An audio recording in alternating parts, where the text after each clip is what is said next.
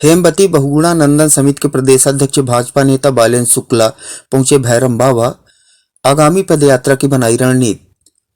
खबर मध्य प्रदेश के रीवा जिले के गुड़ विधानसभा क्षेत्र से है, जहां पर हेमवती नंदन बहुगुणा समिति मध्य प्रदेश के प्रदेशाध्यक्ष व भारतीय जनता पार्टी के नेता बालेन्द्र शुक्ला अपने समर्थकों के साथ गुड़ विधानसभा क्षेत्र के प्रसिद्ध दर्शनीय स्थल भैरम बाबा से बगल में स्थित अति रमणीय पर्यटक स्थल कुड़िया पहुंचे, जहां पर प्रकृति द्वारा निर्मित विहंगम दृश्य का अवलोकन किया।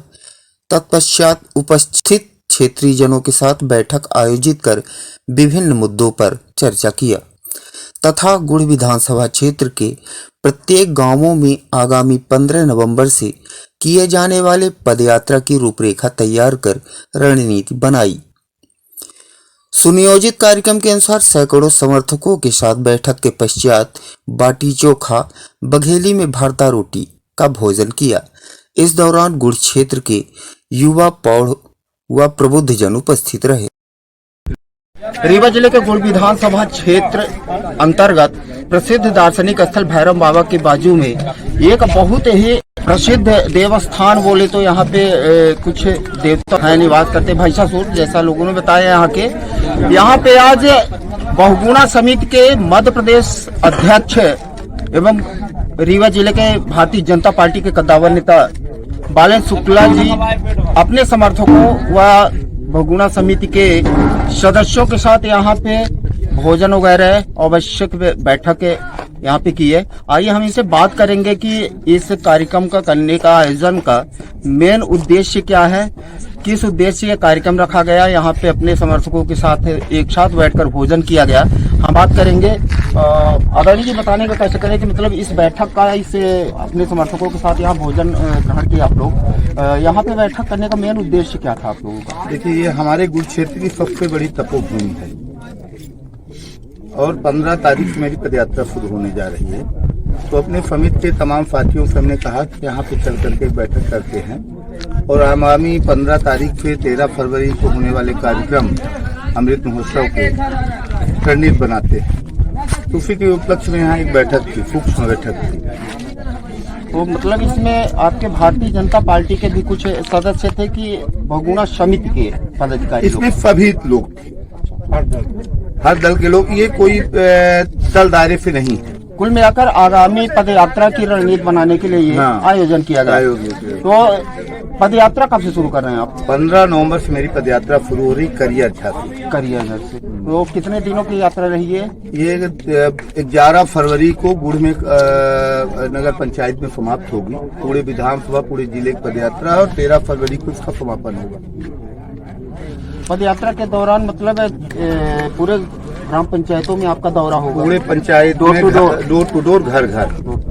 तो कैसा महसूस हुआ आपको यहाँ पे? यहाँ पे हम आके लोगों को मैंने ये बताया हेमवती नंदन बहुगुणा जी के बारे में कि नेता माने भगवान होते हैं। अब नेता की जनता के बीच में नेताओं का कद घटने लगा है। जो युवा वर्ग है वो सोच लिया है कि नेता माफिया ही हो सकते हैं, नेता ठेकेदार हो सकते हैं, नेता दारू तस्कर हो सकते हैं। लेकिन मैंने उनको बताया कि माफिया नेता नहीं हो सकते हैं।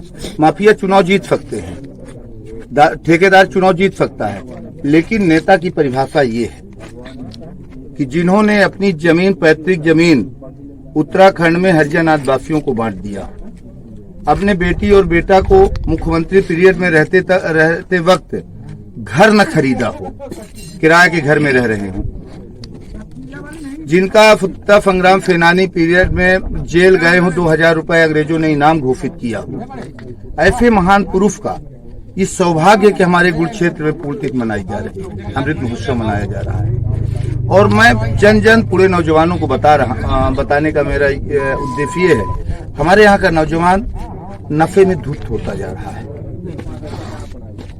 माननीय प्रधानमंत्री जी रोजगार के लिए सारी योजना बनाए हैं, मुख्यमंत्री जी रोजगार के लिए सारी योजना बनाए हैं, लेकिन गांव गांव तक नौजवानों को योजना का लाभ नहीं मिल पा रहा है।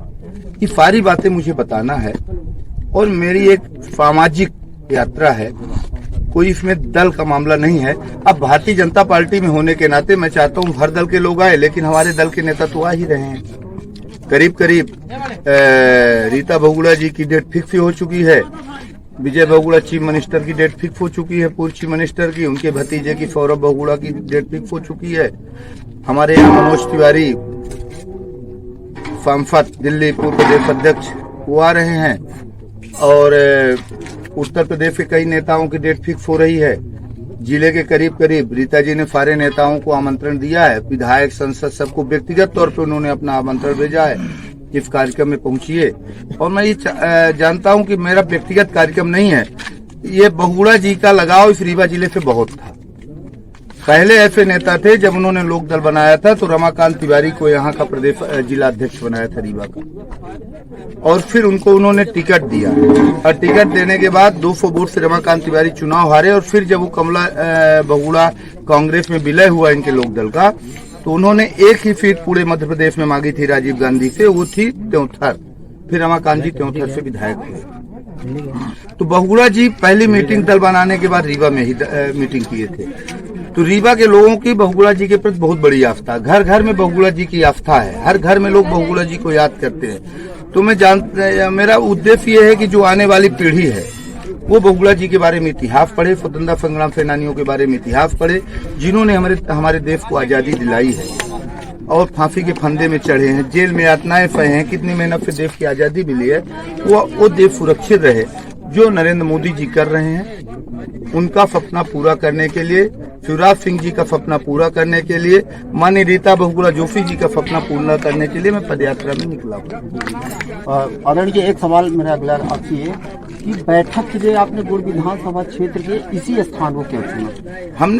हम इसलिए चुने कि हमारे यहाँ का इतना बड़ा ये तीर्थ स्थल है और आज तक इस स्थान पे आजादी के बाद से कोई नेता नहीं आया। ये राजा रजवाड़ यहाँ घर बना रहे थे और भैसासुर महाराज घर नहीं बनाने दिए, गिर गया था। आजादी के बाद इतने विधायक बने लेकिन कोई नेता यहाँ नहीं आया। पहला व्यक्ति मैं हूँ जो यहाँ बैठ के सारे लोगों को लेके खाना खाया हूँ और मेरा पहली व्यवस्था होगी। अगर उनकी कृपा हुई, वो मुझे बुला के लाए हैं, तो सकता कुछ में कुछ अगला निर्णय उनके मन में हो। ईश्वर है, शक्ति है। तो मेरा पहली मकसद ये है, मैं विधायक जी से भी बात करूंगा कि इसको पर्यटन घोषित करे। अगर माननीय मुख्यमंत्री जी का प्रयास है कि आए, मिलने जा रहे हैं दीदी का अपॉइंटमेंट लेटर देने। दीदी स्वयं जनवरी में मुख्यमंत्री जी से मिलने आएंगी यहाँ आने के लिए। तो मेरे पहले ही प्राथमिकता होगी कि इसको पर्यटन स्थल घोषित कराया जाए और मैं प्रयास करूंगा कि सेंटर के केंद्रीय मंत्री को मैं यहाँ लाऊं। ये मेरी पहली प्राथमिकता होगी और इसको मैं पर्यटन स्थल बनवाऊंगा। अगला सवाल एक और ये है कि रीवा जिला ही नहीं, अभी पूरे मध्य प्रदेश में बहुत ऐसे स्थान हैं जो कि वास्तव में दार्शनिक स्थल हैं और अपने आप में एक विलक्षण है, किंतु कहीं न कहीं सरकार की उपेक्षा का शिकार है और उपेक्षित होकर यदा कदा जस की तस स्थिति में आज भी पड़ी है। तो क्या मतलब आप की नजर में ऐसा लगता है कि शासन वास्तव में ऐसे पर्यटक स्थलों को, दार्शनिक स्थलों को उपेक्षित कर रही है? सरकार की कोई गलती नहीं है, इसकी गलती जनप्रतिनिधियों की है। माननीय निखिल जी, इसमें पूरी गलती जनप्रतिनिधि की है। आजादी के बाद से हमारे गुड़ क्षेत्र को जैसे इस समय ऐराहा गोरू छूटे हैं, उसी तरह ऐरा छोड़ दिया गया है। राजेंद्र मिश्रा जी क्षेत्र के बाहर के यहाँ से विधायक बने, विद्यावती जराहा से विधायक बनी, सुंदरलाल तिवारी बाहर से आकर के विधायक बने, मुन प्रसाद शुक्ला बाहर से आके विधायक बने। इस क्षेत्र को नेतृत्व करने का अवसर कभी भी नहीं मिला। आप कहिए कि मुख्यमंत्री जी गड़बड़ हैं। पंचायत को बजट इतना आ रहा है कि सरपंच 2 लाख का काम करता है और काम कहीं नहीं होता, पैसा निकाले ले रहा पंचायत सेक्रेटरी सरपंच। क्या मुख्यमंत्री जी देखने आएंगे हम गलत कर रहे हैं? तो क्या मेरे पापा देखने जाते हैं बेटा कहाँ गलत कर रहा है? ये जवाबदारी आम जनता की है। मैं ये चैलेंज देख कह सकता हूँ कि हमारे क्षेत्र में इतने वो लग रहे हैं, उद्योग लग रहे हैं। एक संभाग का विधायक, चाहे हमारे दल का ही विधायक, कभी भी जो एग्रीमेंट है फैक्ट्रियों का कि 40% 60% क्षेत्रीय लोगों को मैं रखूंगा, एक भी विधायक कभी क्वेश्चन सदन में नहीं उठाया कि सौर ऊर्जा में रखने वाले व्यक्ति को बाहर के आदमी क्यों रखा जा रहा है। जमीन हमारी चली गई और हमारे यहाँ का नौजवान पलायन कर रहा है। हमारे यहाँ का नौजवान MSc करके, BEd करके इंजीनियरिंग करके बेरोजगारी के लिए तरफ रहा है 5 रुपए के लिए। बाहर के आदमी काम कर रहे हैं, जेपी में मद्रास आंध्रा के आदमी काम कर रहे हैं, मैहर में बिहार अंद्राफ मंद्राफ के काम कंपनी कर रहे हैं। कभी अगर जनप्रतिनिधि अच्छा हो जाए तो मुख्यमंत्री जी से निवेदन करके लड़ाई लड़के निश्चित तौर पे क्षेत्रीय लोगों को प्राथमिकता मिलेगी। घर का मालिक अगर अच्छा है तो घर का विकास होगा, अगर घर का मालिक गंदा है तो बनाई हुई प्रॉपर्टी पूर्वजों की भी बेच लेता है।